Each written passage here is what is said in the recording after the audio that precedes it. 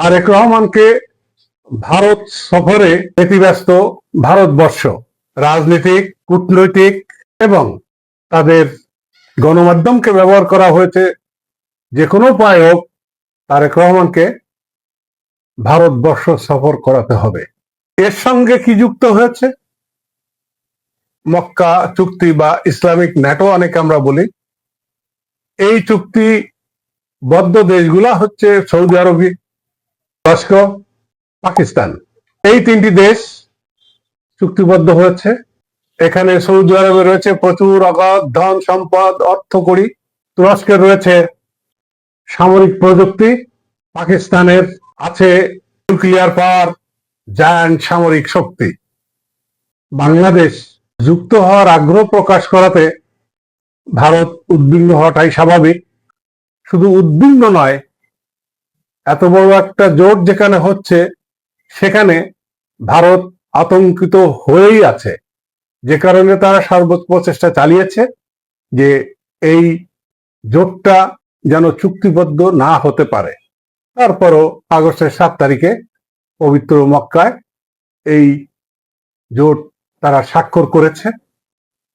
এদিকে তারেক রহমানকে, বাংলাদেশের প্রধানমন্ত্রীকে তারা এই জোটে সংযুক্ত হওয়ার জন্য আহ্বান করবেন বলে বিভিন্ন সূত্রে জানা যাচ্ছে।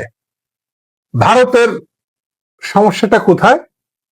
বাংলাদেশ যদি এই জোটে সংযুক্ত হয় তাহলে ভারতের তো অসুবিধা হওয়ার কথা না, স্বাভাবিক চিন্তা ভাবনায়।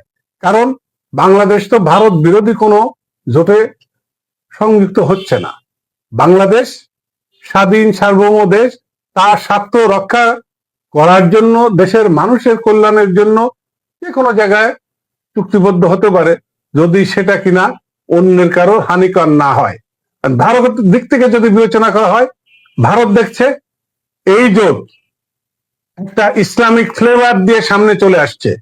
আছে অর্থ, আছে সামরিক শক্তি। ভারত এবং ইসরায়েল এই দুইটা দেশ এক চিন্তা চেতনায় সর্বদাই চলে। বলতে গেলে ভালো করেই বলা যায় যে তারা একটা মুসলিম বিদ্বেষী চেতনা নিয়েই তাদের সমস্ত রাজনৈতিক কর্মকাণ্ড ঘোরপাক খায়।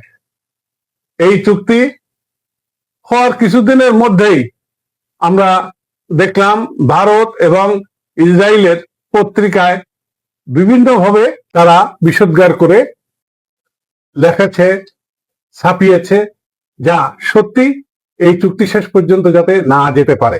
এর পূর্বে সৌদি আরব কোয়ালিশন করতে চেয়েছিল মুসলিম দেশগুলোকে নিয়ে, শেষ পর্যন্ত তারা সক্ষম হয়নি। এবার হয়তো অনেক দূর এগিয়ে গিয়েছে। ভারতের উদ্বিগ্নের কারণ ভারতের সীমান্তের নিরাপত্তা, তাদের রাজনৈতিক স্থিতিশীলতা, দেশের মধ্যে শান্তি শৃঙ্খলা বজায় রাখা। এখন একদিকে পাকিস্তানের সঙ্গে, চীনের সঙ্গে তাদের তো সীমান্তে সমস্যা রয়েছে। বাংলাদেশে যদি এই জোটভুক্ত হয়, ভারতের আতঙ্কিত হওয়ার যে একটা ক্লজ তারা এখানে দিয়েছে, সেটা হলো ন্যাটো যেমন ক্লজ 5 দেওয়া আছে, ঠিক তদ্রুপ একটা ক্লজ তারা নকল করে এখানেই অন্তর্ভুক্ত করেছে। সেটা কি, যদি জোটভুক্ত কোনো দেশের উপরে কোনো হামলা হয় তাহলে ধরে নিতে হবে জোটের সকল দেশের উপরে হামলা হয়েছে।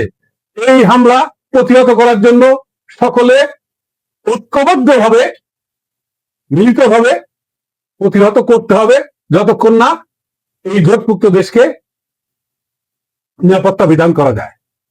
আসুক, তারেক রহমানের উপরে যত রকমের সামরিক, নৈতিক, রাজনৈতিক প্রোপাগান্ডা চালানো হোক, কোনো কিছুতেই তারেক রহমানকে বসে আনতে পারে নাই। এমনকি হুমকি ধামকিও চলছে। একটা কথা বুঝতে হবে, দেশের সর্বপ্রথম স্বার্থ এখন এটা পরিষ্কার হয়ে গেছে।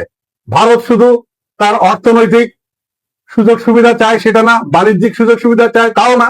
ভারত যা চায়, এক কথায় বলা যায়, বাংলাদেশের রাজনৈতিক সম্পূর্ণ নিয়ন্ত্রণ তাদের হাতে থাকবে। এদেশের প্রধানমন্ত্রী কি হবে, বিরোধী দল কে হবে, এদেশের বড় চুক্তি কি হবে, কার সঙ্গে বন্ধুত্ব হবে, কার সঙ্গে তারা বিরোধিতা করবে, সবকিছু এই ভারত নির্ধারণ করে দেবে। একটা স্বাধীন সার্বভৌম দেশ এটা মেনে নিতে পারে না। আসুন, তারেক রহমান সাহেব বাংলাদেশের প্রধানমন্ত্রী কি বীরত্বের সাথে এই জোটভুক্ত হতে পারেন সেটার প্রতি আমরা নজর রাখি। ধন্যবাদ।